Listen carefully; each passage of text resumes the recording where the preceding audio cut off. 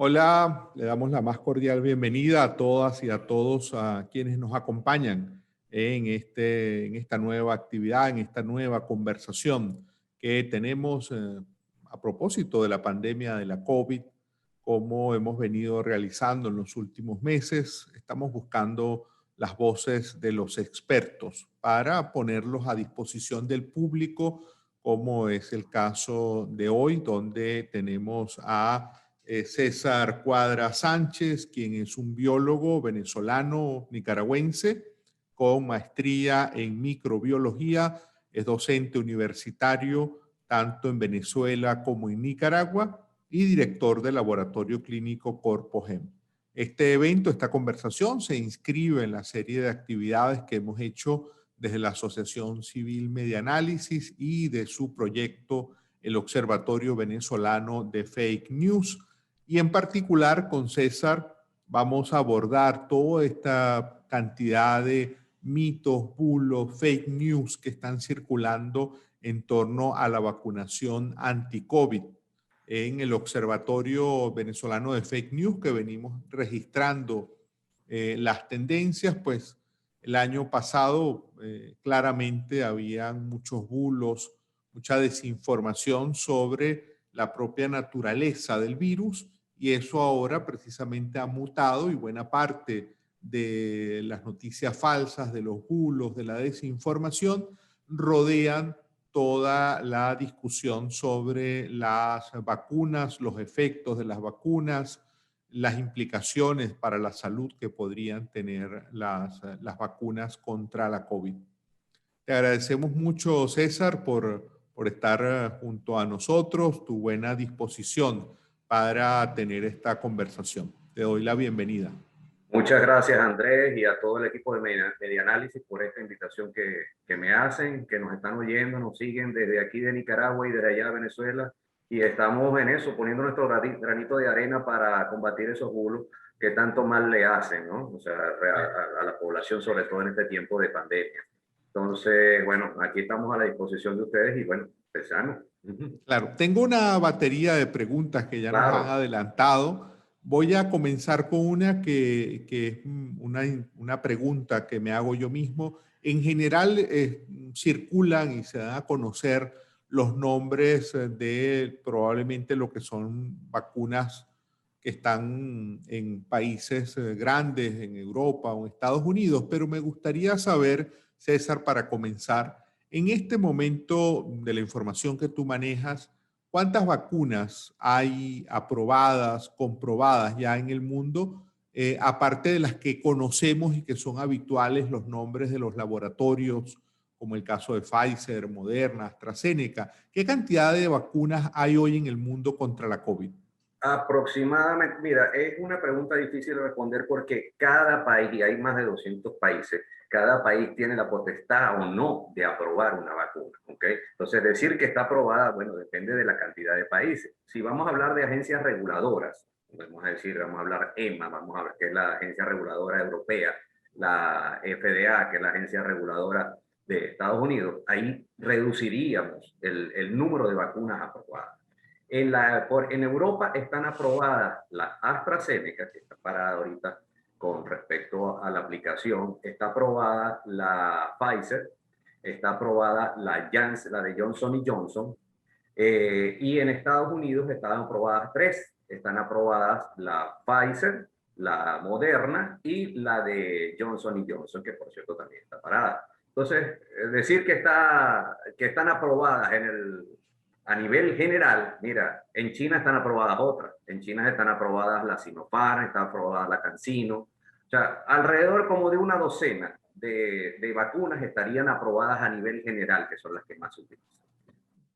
El gobierno en Venezuela, el presidente Nicolás Maduro, ha anunciado que se van a usar aquí te pregunto si podríamos llamarle ya vacunas a la Soberana y a Dala, o en un caso como esos medicamentos, esas inmunizaciones que no han cumplido completamente con sus fases de verificación y aprobación, ¿cómo se le cataloga cuando se está por llegar a una vacuna, pero todavía no no recibe la categoría o la codificación, la certificación de ser una vacuna?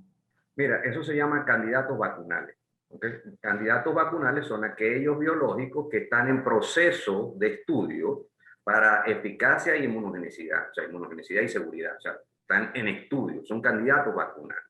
¿Cuál es el problema? El problema con eso es que aproximadamente el 40% de las vacunas falla en fase 3. Entonces, uno no puede planificar vacunar a una persona, no puede pasar a un grupo de planificadores, no puede hacer una proyección en función de que no sabe si esa vacuna va a fallar en fase 3, que es la última fase. Entonces, me parece apresurado pensar vacunar sin que haya el resultado de fase 3. Y por otro lado, no se conocen los resultados de fase 1 y fase 2. ¿Cuál es lo general, lo que normalmente se hace? Es que esos resultados sean publicados. Y publicados no es una revista cualquiera, sino una revista de alta categoría y que sea revisada por pares. Es decir, que haya un comité que revise los resultados y consistentemente apruebe o no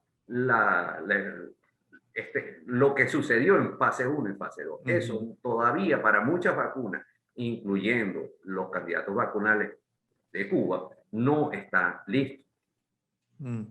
¿Qué otras vacunas, qué otros países latinoamericanos, así como el caso de Cuba, que está avanzando hacia tener una vacuna, como bien lo has señalado tú, pues no ha terminado de cumplir ese proceso? ¿Qué otros países que tú conozcas en América Latina podrían estar encaminados a lograr vacunas contra la COVID? En Latinoamérica ahorita están estudiando la posibilidad de, en Brasil, el Instituto Butantan va a sacar, o está empezando a desarrollar su propia vacuna. Y no es Latinoamérica, pero sí es Iberoamérica, España.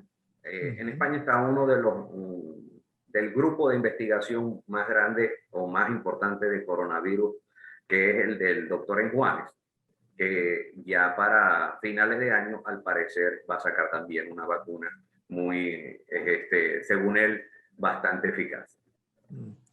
De las preguntas que nos llegan, que nos hicieron previamente al evento, César, acá hay una donde nos comentan que hay un mito ampliamente difundido que las vacunas, y en particular las vacunas contra la COVID, podrían debilitar nuestro sistema inmune, hacernos más vulnerables.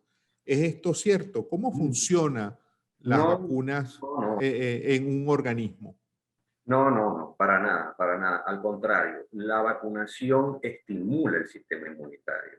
Y ya se sabe que lo que se llama inmunidad entrenada, o sea, las vacunas generan una inmunidad específica contra un patógeno, pero también generan lo que se llama inmunidad entrenada. La inmunidad entrenada es simple y llanamente que la inmunidad innata, la inmunidad que se genera de manera inespecífica, rápidamente contra los patógenos y que nosotros no la sentimos porque está actuando todos los días. Entonces, quizás la parte de la citocina, la parte de la citocina proinflamatoria, por ejemplo, la fagocitosis, todo ese tipo de cosas. La inmunidad entrenada, a medida de que se pone en contacto con ciertos patógenos, se va haciendo mejor.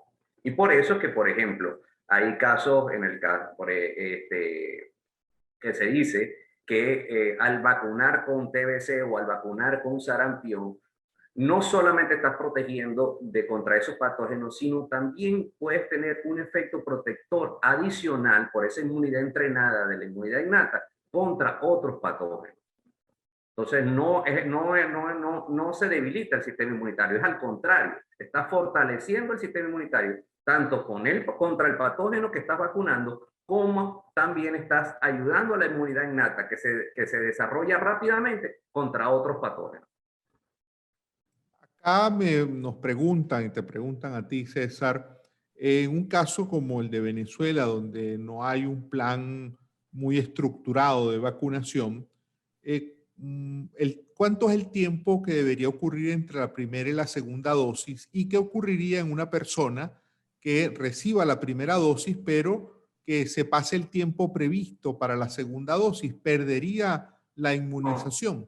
No, no. El tiempo previsto depende de cada vacuna. Cada vacuna tiene su esquema. ¿Ok? Entonces, eso no, cada vacuna, la Sputnik tiene su esquema, la Sinopharm tiene su esquema, la Johnson Johnson tiene, bueno, Johnson Johnson una sola dosis, pero por ejemplo la Pfizer tiene su esquema. Cada vacuna tiene su esquema.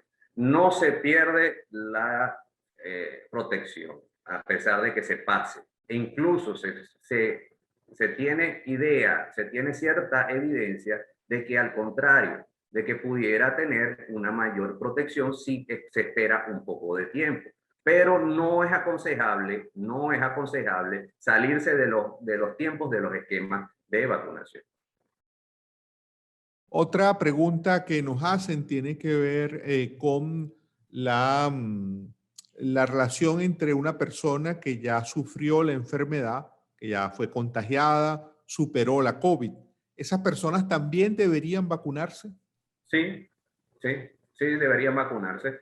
¿Por qué? Porque se cree, y es la evidencia que se tiene hasta ahorita, que los niveles de anticuerpos van bajando, los niveles de anticuerpos protectores.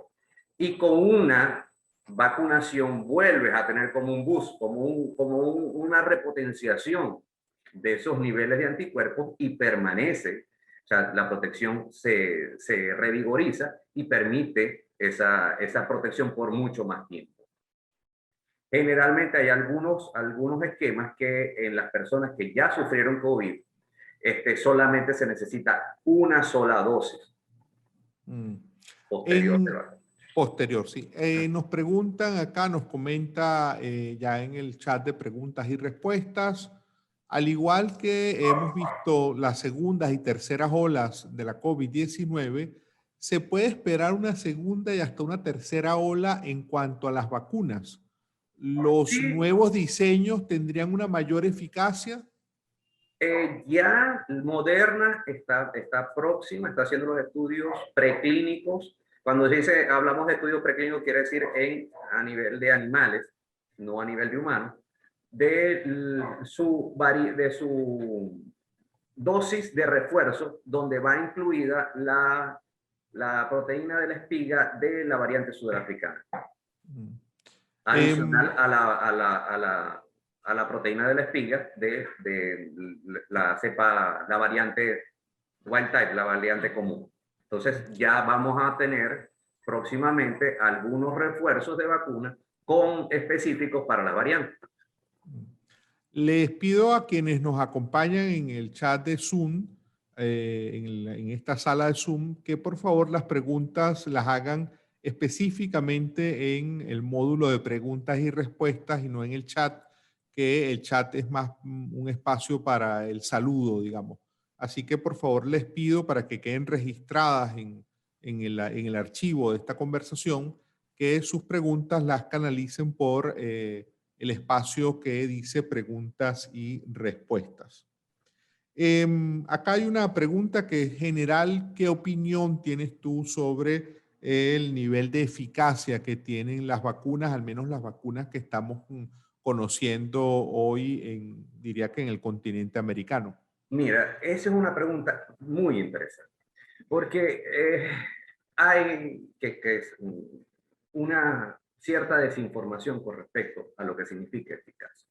La eficacia de una vacuna no es solamente contra la enfermedad sintomática, ¿okay? Porque una persona puede tener enfermedad sintomática y no pasar a gravedad, ¿correcto? Pero en los ensayos clínicos, se evalúa no solamente enfermedad sintomática, sino también paso a gravedad de las personas que desarrollaron la enfermedad y muerte. Y lo más importante con respecto a una vacuna contra COVID-19 es que la persona no solamente no presente enfermedad, sino que si la presente no pase a gravedad ni se muera. Y es lo más importante. Entonces, una vacuna que pueda tener un 60% de eficacia contra la enfermedad sintomática puede llegar a tener un 100% de eficacia contra la enfermedad grave y contra la muerte. Entonces, a lo mejor la persona que por mala suerte cae entre ese 40% de que desarrolla enfermedad sintomática, esa persona a lo mejor pasa ese COVID-19 como un resfriado, que hasta cierto punto es algo, ¿qué te digo yo? Que es algo trivial, ¿entiendes? Entonces esa persona va a estar protegida contra contra el COVID grave, la muerte, y eso también es algo importante. Yo creo que sería incluso más importante que tener la enfermedad. ¿Por qué? Porque te garantiza a ti de que no vas a tener una afectación de salud grave por la enfermedad. Entonces, eso hay que tenerlo en cuenta. Muchas vacunas tienen un 50, 60%, pero un 100% contra enfermedad grave.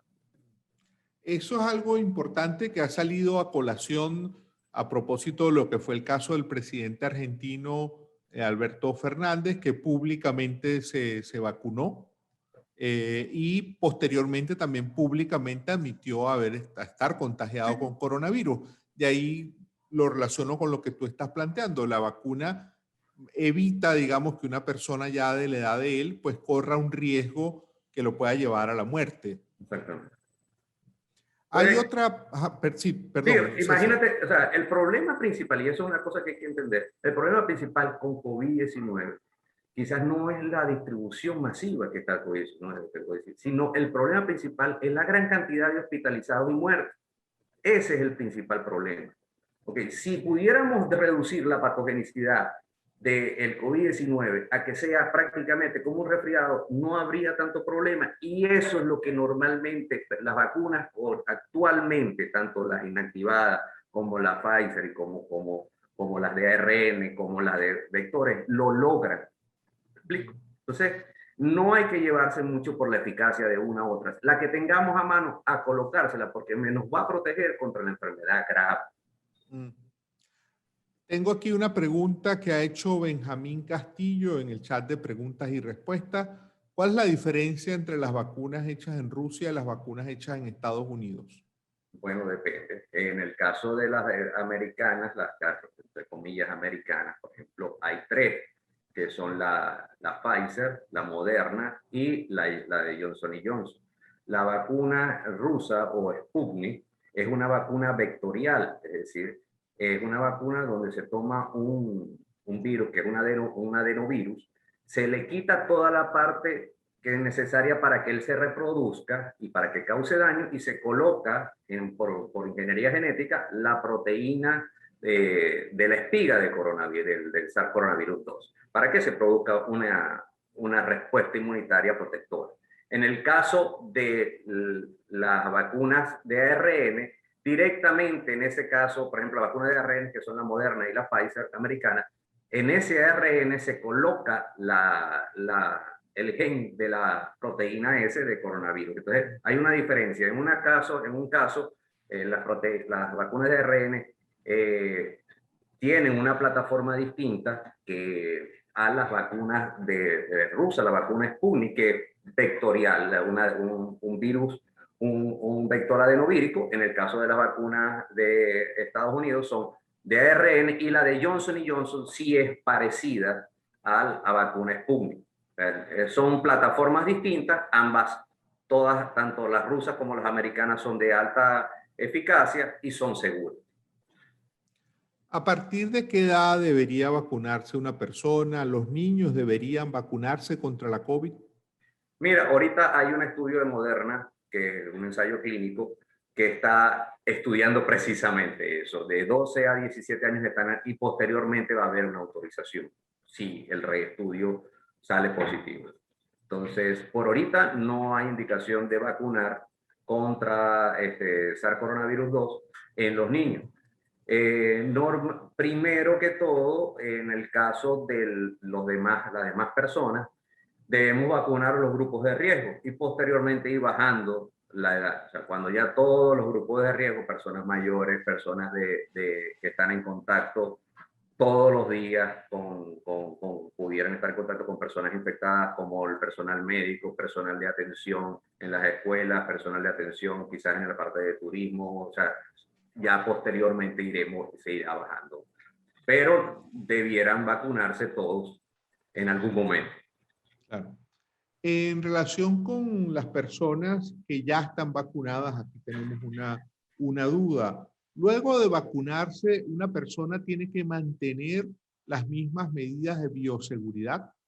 Sí, es una pregunta muy interesante, porque hemos visto que, y hablando de manera coloquial, mucha gente cree que vacunarse es como obtener de manera inmediata la invulnerabilidad de Chazán. ¡Pluf! Ya no sé, ya no me puede hacer nada el COVID-19. Y no es así. O sea, el proceso de generación de inmunidad es un proceso lento, tanto a nivel natural como con las vacunas. Entonces, hay que mantener todas esas medidas de prevención mientras se genera la inmunidad. Pero también hay otro detalle, que hay en todos lados, hay personas que no responden a la vacuna por ciertas condiciones, por problemas genéticos, por problemas de comorbilidades. Por ejemplo, las personas con diabetes tienen una respuesta inmunitaria distinta. Hay ciertas personas que tienen, por ejemplo, defectos a nivel de la misma inmunidad, o son inmunosuprimidos y no lo saben. Entonces, como no sabemos quién se va a ganar la lotería, en ese caso de que se coloque la vacuna y no va a responder, todos debemos mantener las medidas a pesar de que estemos vacunados, las medidas de prevención. Y por si fuera poco, tenemos que tener claro que estamos luchando contra un enemigo que es mira, que ha sido despiadado. Y cuando tú luchas contra un enemigo despiadado, no puedes dejar de utilizar todas las armas que tengas. Entonces, la vacuna es un arma, la mascarilla es otra, la distancia física es otra. Entonces, debemos usarlas todas tres para poder controlar la pandemia. Yo creo que con esto ahí vemos suficientes razones para seguir usando las mascarillas y todas las maneras de prevención que podamos. Hay una pregunta, César, que formula nuestra colega Mariela Torrealba, quien forma parte del equipo de Medianálisis. Ella te pregunta sobre qué información cuenta sobre la experiencia en el Reino Unido que prorrogó los lapsos entre las dos dosis y también qué información tiene sobre lo que se está planteando en Francia y Alemania de combinar diferentes vacunas. Ok, bueno, en la parte de vacunas todo es muy empírico, es decir, se va a ir descubriendo poco a poco. Entonces, a veces lo teórico no suele ser reflejado con los estudios que se obtienen de la vida real. Entonces, ellos planificaron alargar el tiempo entre las dosis y han conseguido que la respuesta puede ser igual o mejor. Entonces, eso posteriormente lo van a llevar a publicar y podrían aplicar una medida correspondiente a eso que consiguen. Entonces, es una cosa bueno, que se está la ciencia está avanzando cada día y está obteniendo evidencia que posteriormente va a llevar a modificación de las indicaciones. Y mezclar vacunas, bueno, no sabemos si mezclar vacunas puede generar un efecto adverso que no habíamos visto en fase 1, fase 2 o fase 3. Entonces, puede ser que sí o puede ser que no. Puede ser que la inmunidad sea la misma, sea mayor o sea menor. ¿Cómo lo sé? ¿Cómo se puede comprobar eso? Con ensayos clínicos. Entonces, no se aconseja hacer esa mezcla de vacunas a menos que lo diga una agencia regulatoria, a menos que lo diga un ministerio y basado en evidencia científica. ¿Okay? O sea, no sabemos, porque como le digo, como digo a la audiencia, en vacunas muchas cosas, la mayoría de las cosas son empíricas, es decir, que tenemos que tener los resultados de ensayos para poder basarnos y dar sugerencias. Hay una pregunta que formula Félix Zambrano. ¿Hay algún riesgo de que si una persona está contagiada con COVID-19, pero es un asintomático, es decir, no sabe que está contagiado, se vacune? No, no, realmente incluso dentro de los criterios de exclusión en los ensayos clínicos de la vacuna no estaba el ser portador asintomático, o sea que no va a haber ningún riesgo. A lo mejor quizás pudiera tener, lo digo como una especulación, ¿no? Que como el SARS coronavirus 2 induce la expresión de una citocina que se llama interferón, puede generar esa citocina, y esa citocina interferón impide que otras células se infecten. A lo mejor si es una vacuna vectorial, a lo mejor no hace el efecto necesario, pero es una especulación, ¿me entiendes? Si es asintomático, no hay ningún tipo de problema. Si es sintomático, sí debiera esperar hasta que posteriormente pase sus síntomas y aproximadamente un mes aproximadamente para colocarse su vacuna. Nos escribe por la transmisión en vivo en Facebook, nos escribe Alejandra Rojas. Ella se pregunta, ¿está establecido el periodo de transmisión del virus? Mi hermano es un paciente COVID y los médicos le han dicho que a los 10 días contados a partir del primer día de los síntomas ya no va a transmitir el virus. Es una media, eso es lo que es un promedio, pero sí, es cierto. O sea, normalmente a partir sí, a 10 días, 15 días, a partir del inicio de los síntomas, ya el paciente deja de ser infeccioso para otras personas. Hay bastante inquietud y muchos comentarios, eso en general lo percibimos en las redes sociales del observatorio, con estas informaciones sobre los riesgos y los casos contados de personas con trombosis luego de ser vacunados. Justamente me gustaría que compartiéramos, César, lo que habíamos estado conversando previo a salir al aire, donde tú mostrabas algún Sí, gráfico claro. que nos ayuda a entender qué es lo que está ocurriendo. Ok, vamos a colocar el gráfico.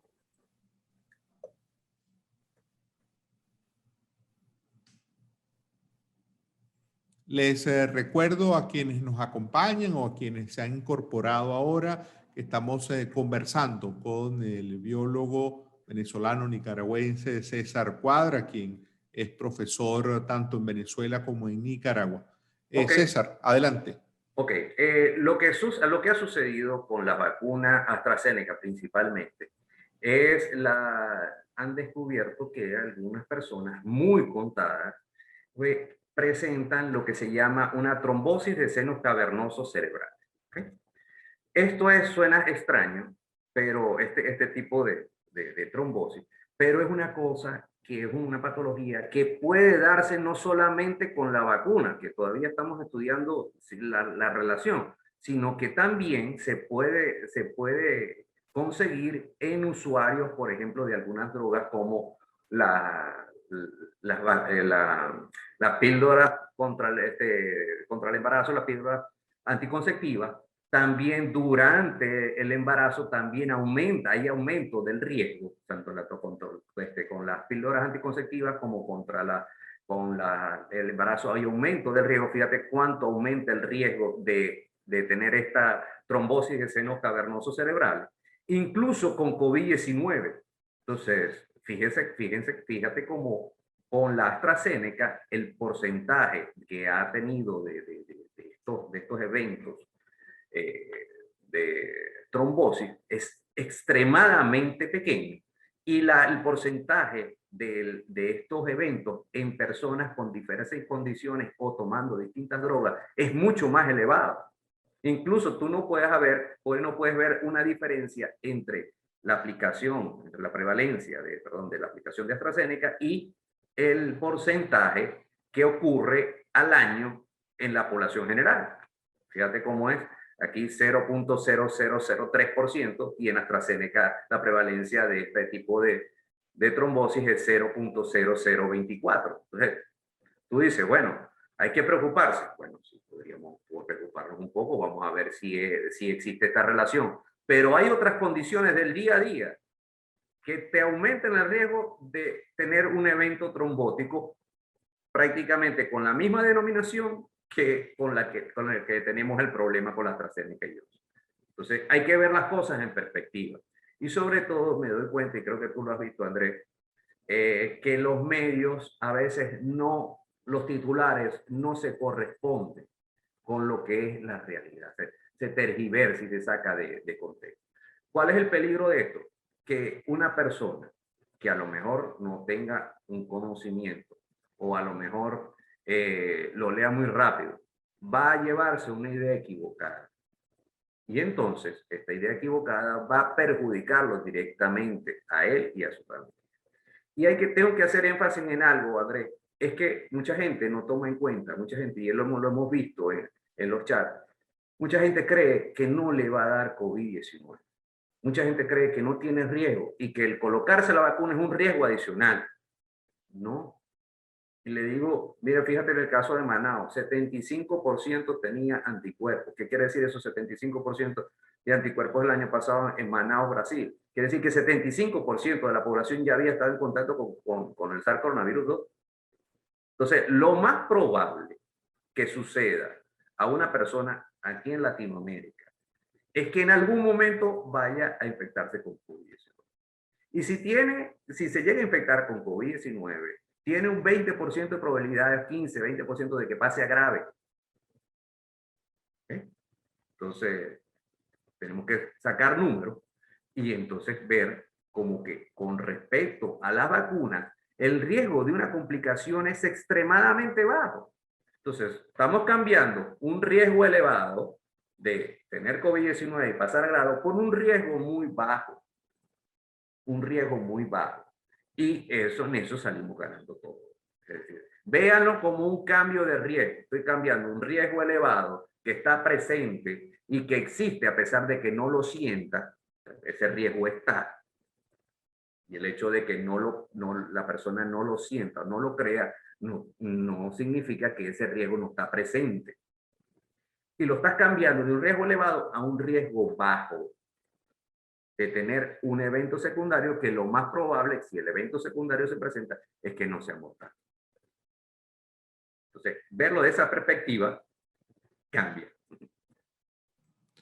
Sí, efectivamente, César, hay una ola, digamos, probablemente el enfoque periodístico está centrado pues en los casos en los cuales hay problemas. Entonces, retratar que hubo 5 o 7 casos con problemas para cierto enfoque periodístico puede tener un privilegio por encima de que otros millones de personas no tuvieron problemas usando ese mismo fármaco, ¿no? Mira, aquí fíjate un caso interesante. Fíjate que aquí es la prevalencia, la incidencia en el caso de la vacuna de Johnson Johnson, de trombosis de seno cavernoso, es de 6 casos por 6.800.000 aplicaciones de vacuna. Entonces eso sería 1 en más de 1 millón, ¿verdad? Y la posibilidad de que te caiga un rayo es de 1 en 500.000. Es decir, más del doble. Es la probabilidad. Es una cosa demasiado improbable. Entonces, esa persona, bueno, que le dio la trombosis de seno cavernoso cerebrales, bueno, a pesar de que se colocó la vacuna, estaba haciendo lo correcto porque estaba cambiando un riesgo amplio de aquí, de COVID-19, por un riesgo bajo. ¿Okay? Estaba cambiando un riesgo. Entonces, no hay, fíjate que en el caso de que esa persona, por ejemplo, no se coloca la vacuna, pero tome pastillas anticonceptivas, incluso tenía una posibilidad más alta de presentar eso. Entonces, hay que ver las cosas en perspectiva. Y vemos que la mayoría de los eventos secundarios con estas vacunas son escasos y son de fácil, la mayoría son de fácil recuperación. De hecho, hay muchas vacunas que se han aplicado que tienen un riesgo mayor. Por ejemplo, la vacuna de la fiebre amarilla es una vacuna de virus vivo atenuado que tiene incluso un riesgo mayor de otras complicaciones mortales. Y prácticamente todo el mundo en Latinoamérica se la ha colocado, se ha tenido que viajar. Y yo no me acuerdo de alguna persona que haya desarrollado algún tipo de problema por esta vacuna. Aquí nos comenta María Alejandra Riego en relación con, volvemos al tema de qué hacer cuando tienes COVID, así estés vacunado. ella dice, es definitivo que debemos mantenernos encerrados por 15 días en el caso de estar contagiados. En el caso de estar contagiados, sí, debemos mantener por lo menos 10 a 15 días, este, y sobre todo que hayan desaparecido los síntomas. O sea, no es cuestión de que ya se cumplieron los 10 o 15 días y yo todavía, y una persona tiene los síntomas y diga, bueno, pero como ya se cumplieron los 10, 15 días, yo salgo. No. Entonces, la persona debe estar aislada, probablemente en tu casa donde esté viviendo, y después de que se hayan eliminado, se hayan eliminado los síntomas, entonces puede salir. Normalmente, si eso sucede, 10 a 15 días. Ahí no va a ser infeccioso. Sobre todo, importante que no tenga fiebre y no tenga síntomas respiratorios. César, ¿podrías quitar la presentación que tienes? Claro, ¿cómo no? Ajá. Hay otra pregunta que hace Félix Zambrano. Tengo el caso de mi hijo que estuvo hospitalizado con oxígeno permanente. Ya él está en tratamiento vía oral. Gracias a Dios ha mejorado. Casos como él deberían vacunarse. La vacuna le va a ser beneficiosa. Sí. Si es así, ¿a partir de qué momento se debe vacunar?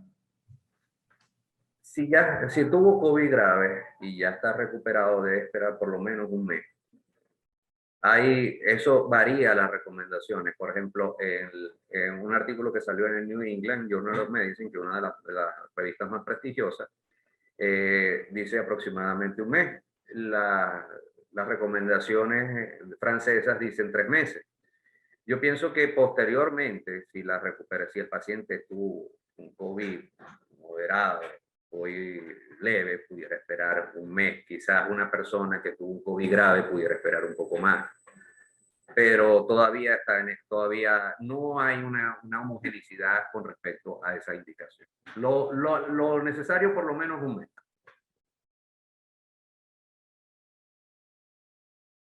Perdón, César, volviendo al tema de lo que son las campañas de desinformación contra las vacunas, que ahora hacen mucho énfasis en la COVID, pero en general uno observa que ha habido una cierta tendencia a demonizar de alguna manera las vacunas. ¿Por qué, a qué se debe esto? En tu opinión, tú que eres un estudioso de la temática, ¿por qué cada cierto tiempo pues, se ponen en tela de juicio a las vacunas? Mira, en ese sentido hemos visto durante este año y el año pasado, hemos visto cómo, como dices tú, va a evolucionar. Y les puedo decir lo siguiente.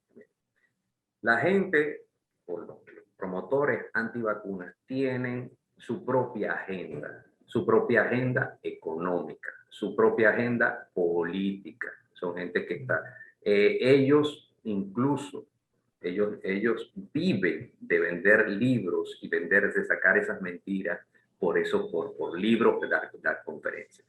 Lo peor es lo siguiente, es que ellos saben que están diciendo mentiras. Todos ellos saben que están diciendo mentiras. Quizás los seguidores creen en esas mentiras que están sacando, esas falacias que están sacando, pero los que lo están diciendo saben que están diciendo mentiras. ¿Y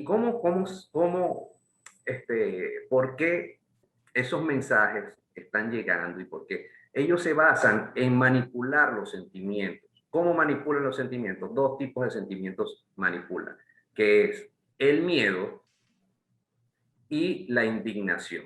El miedo lo manipulan diciendo, por ejemplo, mentiras como las que han hecho contra las vacunas, que si van a tener un chip, que si van a, etcétera, puras cosas el mensaje está dedicado a la población general que quizás no tenga los conocimientos precisos. Por ejemplo, a mí me llegan a hablar, por poner un caso, de mecánica de aviaciones y yo no puedo distinguir entre una cosa y otra porque desconozco, ¿no?